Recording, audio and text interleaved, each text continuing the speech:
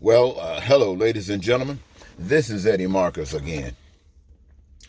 I just did a post for you earlier today. The Spirit was moving on me. My compassion and love for you drove me to produce that post. And that continued love and desire and compassion for you didn't leave me. And so it has given me another post. And I'm delighted to be able to share it with you. And this post basically, ladies and gentlemen, is to say this. You've heard me talk over and over again about the love of God, which I translate in a sense for us to understand and call it love. And so you can get a better understanding of what is referenced when we talk about love. We're talking about the essentials necessary for your heaven being in place, absent that which would destroy it, cause pain and suffering. That's what I would call love. And I would say that each of us, for some strange reason, desire, want it, and by the power of our existence and the other resources that have been made available in order to make that possible, I'd have to say that is an expression of God.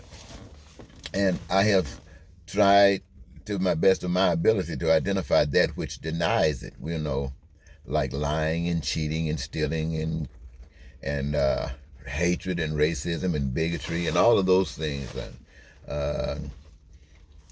poverty, crime and violence, all of that stuff is a reflection of evil. It's a reflection of demonic culture. It's a reflection of what we might just call the devil. These are reflections of it. Now, you can't just put your hand on any of that and call it the devil. These are consequences. These are actions. These are results of the activity of evil, Satan, the devil, anything that's absent in denying God, which basically means screwing over the people, abusing the people, exploiting the people. And this is what I have been spending so much time trying to get the people to understand. I remember, ladies and gentlemen, just to give you an example, I like to always give you an example of something that makes me solid in what I'm talking to you about. I remember I was fasting, and periodically we fast, and for the purposes that's what we do it for. And I was traveling about with some different organizations, listening to them, studying them to see how they, based upon their, I want to call it just straight up religiosity, how it compared to that which the lover had given and shown me. And for one particular occasion, this organization had made plans for us to meet in Houston and, gave us 5-star treatment. But knowing that I would be going, I took a fast for 7 days just to see that I was kind of prayed up and ready to receive. So we went on to Houston on the time allotted and went through the conferences several days. And I was still on that 7-day fast. And when I was coming off of it, I was going to eat. And now they had the table was just set. It was really laid out, and I was just ready for it. So I picked a few things, and I began to have my little get down with it. And about 15, 20 minutes later, I was back up to my hotel room. I was as sick could ever get. Sick. Don't ask me why. You probably know. I was just sick as sick could get. Now, I mentioned that because there was another occasion where I was standing up. I wasn't trying to go and study nothing. I had found out the way that people really are. And I wanted to show them the way that righteousness is. So what the act that I committed to draw attention to what I was trying to say was ignored. And as a result, I ended up in jail. And so just to solidify me, I went to jail. I chose not to eat. I said I'd go on a starvation fast. So while I went to jail for 40 days and for 40 nights. Nothing touched my mouth, not even a toothbrush, just water. I drank water for 40 days and for 40 nights. And you know what, ladies and gentlemen? I was never hungry. I lost about 50 pounds. But after that 40 days, the judge had them to send me to the hospital to check me out to see if there was anything wrong with me or whatever. And they found out nothing was wrong with me. So then it was released that the judge was going to keep me back there a couple more days. But they had signed my release. I would be being released from prison, from jail in a couple of days. So knowing that I had done my 40 days, so I decided, well, okay, this is the outcome. Now I can go back to eating. I was lying in the hospital, ladies and gentlemen, and they brought me a sandwich. And that was, I don't know if it was probably some kind of lunch meat, some mustard, and a little pack. But anyway, when I got ready, I tore that sandwich up like that, put it in making it right. I tore that mustard up a little bit and spread it over that meat and over that bread. And I took that paper and I ripped that paper over and I licked it slowly. It tasted absolutely wonderful. I licked the paper from the mayonnaise slowly. It was absolutely wonderful. I ate that sandwich really slow, deliberate, and it was absolutely magnificent. You couldn't find any steak anywhere that was better. That was better than that sandwich to a hungry person. I ate that sandwich. And then when they took me up from the hospital to deliver me back to the holding cell of the jail, they had the inmates that were coming in, they had put them in the cell, and now they were sending them to their special cells or holding things where they would be going. So the holding room, I put me in there, waiting till they got that together, so then I could go back to where I was supposed to go. But while I was in that cell, I went over to a trash can, and I saw they had lunch and stuff, and I saw sandwiches and apples and stuff in there, ladies and gentlemen. I went through that trash can. I got a couple of sandwiches where somebody had bit off, and I tore around that, so I wouldn't have anything like that. But I went to those sandwiches. You talking about a brother that ate? I hadn't eaten in 40 days and 40 nights. And everything I touched tastes like it was just absolutely heaven. And I didn't get any kind of sick. None whatsoever. My point is that when you're on the right track, you're on the right track. You can't help that. And so here I am today, right here, because I'm on the right track. And I think you've heard me say that over the past 4 or 5 years, we've gotten a chance to see hate at work. We've gotten a chance to see politicians just lie. We got a chance to see evil at full display at every level of government, in every level of our social disposition, even in the church. We just see hellishness all about us. That's what we all go through. And even though we got some of us out here saying how much we care and how much we love God and how wonderful God has done for us, in our own mind and our own understanding based upon what we've been taught and we accept as being right, we might have some degree of authenticity. But in relationships of what's real, we are as fake as a $2.50 bill. We are as fake as a $2.50 bill. We come nothing close to loving. Not one thing close to loving. This is why we have a society that continues to allow pain and suffering to exist, to allow poverty to exist. And most of the crime and violence come by. See, there's only 2 reasons for that stuff to exist. When you start talking about this crime and violence and stuff, you got at display, you got greed. Greed, my friends. What does that mean? I mean the resources that God has given that we all are to share in it is not sufficient for some of us. Some of us want it for various reasons. Some just so we can have more, others so we can control or manipulate others, whatever it is, it exists. And as a result, we have others that are using that same stuff. They're not greedy, but they're stealing and committing crime and violence because these are doors that are open for them to try to survive in a world that has robbed them of the blessings that God has prepared for them. And rather than those who are stealing and robbing from the people and robbing God for themselves, Rather than them recognizing and acknowledging the role that they play in it, they try to put themselves as looking good and everybody else in fault. And so they deal with it by getting more police, giving police the right to commit greater atrocities, building jails and prisons rather than fix the problem. And we, all of us, ladies and gentlemen, we can say it's the Republicans. We can say it's the senators. We can say it's the Democrats. We can say it's the House of Representatives. We can say what we want to say. We can say it's white folks. We can say it's black folks. We can say it's Americans. And we can say it's other folks. But ladies and gentlemen, it is every last one of us.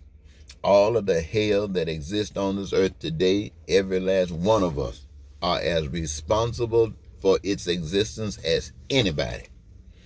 Those who are greedy, who are lying and cheating and stealing, and who are abusing the people, are guilty 100%. And those who sit back and know what's going on and go along with it because they are afraid, because they don't want to go through what they would have to go through for standing up, and they don't know the truth, they are as guilty as anybody else. Because in order for this stuff to continue, it takes two willing participants, or two participants, willing or not. And that's what this system has. That's what this world has, willing participants. And I want to tell you today, ladies and gentlemen, that includes all of us. That includes all of us, not just limited to the government. That includes parents and their children. Now, sure, you got a lot of situations where you won't find any of that kind of stuff going on, where there's no loyalty. But in many cases, you will. And it's the same thing between children and parents. It's the same thing, my friends. It's the same thing between siblings. It's the same thing between cousins. It's the same thing between everybody. It's the same thing between husband and wife. If you are not on the same page, you got the same thing going on. If the husband got an advantage over the wife, he treating her like a slave. If the wife got the same advantage over the husband, she treating him like a slave. Everybody who figure they got something that puts them in the authority, they think they've been blessed, and they want to abuse. Anytime they don't get exactly what they want to abuse. And they're not caring about why they can't get it. It's just that they can't have their way and they will abuse. That's the way of the world. Until you open your stinking eyes and begin to see that all of the stuff ain't doing nothing for you and it ain't doing nothing for me. We both are making someone else heavenly. And God, who put us here on this earth for one reason, and I guarantee you, not a single one of you know what it is. But I don't stretch your mind. I'm going to tell you. We are here on this earth to choose. We are here on this earth to choose. Are we for the light or are we for the darkness? Are we for what's right or what's wrong? Are we here for what's loving or that which is hateful? Are we here for life or are we here for death? And we are here to make a choice because we have been given choice. Somewhere, well, I'm not going to even get into that. We have been given choice. And every day and every night when we respond to everything, we are making a choice. And today, the Spirit of love wants you to know that you might have had good intentions, but the outcome of what we have as a people have done is that we have failed one another. We have no idea what is love. Let me tell you right now, the people in your house who say they love you, if they were required to give up, let's just use the ones that's working.